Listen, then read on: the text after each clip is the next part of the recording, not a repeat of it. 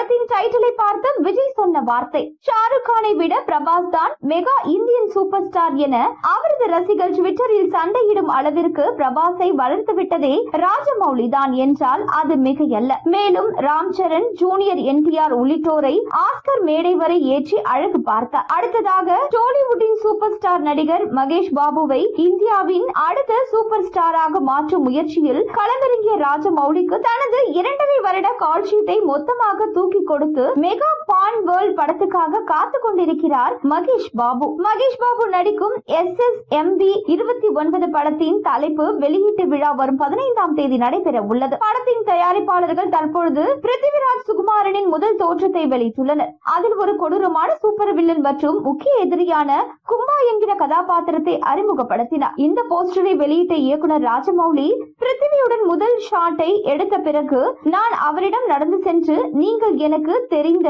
மிக சிறந்த நடிகர்களில் ஒருவர், இந்த கொடூரமான இரக்கமற்ற சக்தி வாய்ந்த எதிரியான கும்பாவிற்கு உயிர் கொடுத்தது ஆக்கப்பூர்வமாக மிகவும் திருப்திகரமாக இருந்தது, நன்றி என்று பதிவிட்டார். இந்த படத்தின் தயாரிப்பாளர்கள் சமீபத்தில் ஹைதராபாத்தில் மிகவும் எதிர்பார்க்கப்பட்ட தலைப்பு வெளியீட்டு நிகழ்வை ராமோஜி பிலிம் சிட்டியில் நடத்துவதாக அறிவித்தனர். நவம்பர் 15ஆம் தேதி மாலை 6 மணிக்கு தொடங்கும் நேரடி நிகழ்வு ஜியோ ஹாட்ஸ்டாரில் நேரடியாக ஒளிபரப்பப்படும். இந்த படத்திற்கு வாரணாசி என்கிற டைட்டில் வைக்கப்பட்டுள்ளதாக தகவல்கள் கசிந்துள்ளன. மேலும் அனுமான் கதாபாத்திரத்தை வைத்து மகேஷ் பாபுவின் கேரக்டர் ராஜமௌலி செதுக்கி வருகிறார் என்று, கிஷ்கிந்தா என டைட்டில் வைக்கப்படலாம் என்றும் பேச்சுக்கள் அடிப்பட்ட நிலையில் வாரணாசி தான் உறுதியான டைட்டில் என கூறுகின்றனர். தற்பொழுது இந்த படத்தின் டைட்டில் டீசரை சில பிரபலங்கள் பார்த்துள்ளனர். இதில் முக்கியமாக தளபதி விஜயும் பார்த்திருக்கிறார். விஜயும் மகேஷ் பாபுவும் நெருங்கிய நண்பர்கள். ஏற்கனவே ராஜமௌலியுடன் இணையவும் விஜய் கதை கேட்டிருக்கிறார். மெர்சல் படத்தின் கதையும் ராஜமௌலி தந்தை கதைதான். தற்பொழுது மகேஷ் பாபு நடிக்கும் படத்தின் டைட்டிலை பற்றி அறிந்து டீசரை பார்த்து பாராட்டி தனது வாழ்த்துக்களை விஜய் தெரிவித்திருந்தார். சில வருடங்களுக்கு முன்பு விஜயும் மகேஷ் பாபுவும் சேர்ந்து நடிக்கவும் திட்டமிட்டிருந்தனர். அதற்கு மணிரத்னம் மற்றும் சங்கர் போன்ற இயக்குநர்கள் முயற்சி செய்தனர். பொன்னியின் செல்வன் படத்தை